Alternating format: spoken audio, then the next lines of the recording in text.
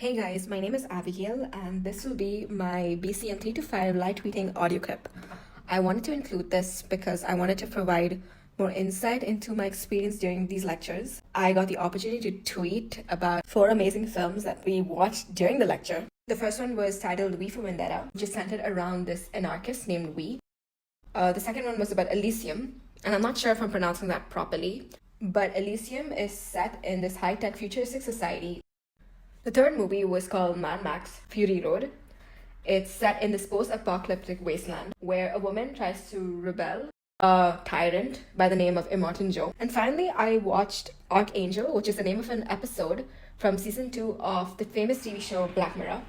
It's centered around Archangel Company, which is a company that provides these devices, child monitoring devices. We see a mother planting a child monitoring device on her child as a form of helicopter parenting, which was the central theme in the whole show. And towards the end of the show, we see the consequences of this device.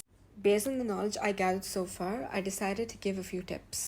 My first tip is skim through research just before watching the film. You could go about this in many ways. Instead of skimming through research, you could actually watch the film. Or you could skim through the research. You could just Google the film, you could Google the synopsis, go about it, find out the central themes in the film. I think that's really important. And that basically brings me to my second tip. Try to find out the central themes in a film.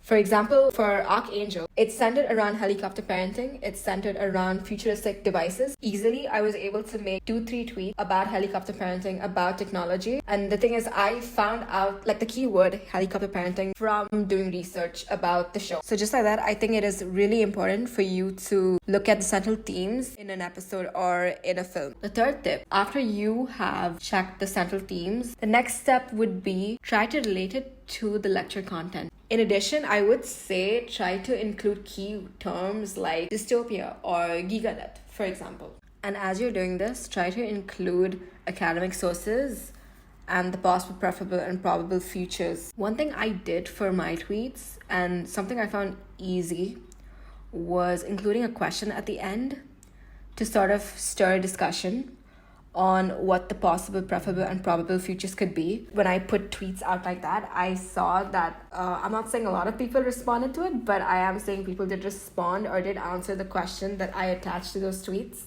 which did give room for discussions. And that is the strategy I use to add more fun and insight. The next tip I would suggest is try to include research in your tweets. For example, in the movie Mad Max, it was set in a post-apocalyptic wasteland.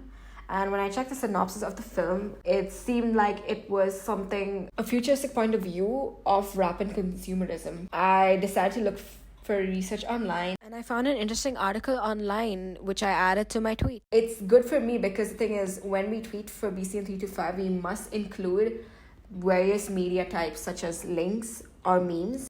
Now, the final tip that I do have that could really help you in times when you don't know what to tweet about would be to tweet about the cinematography or fun facts about the film or something about the creators of the film.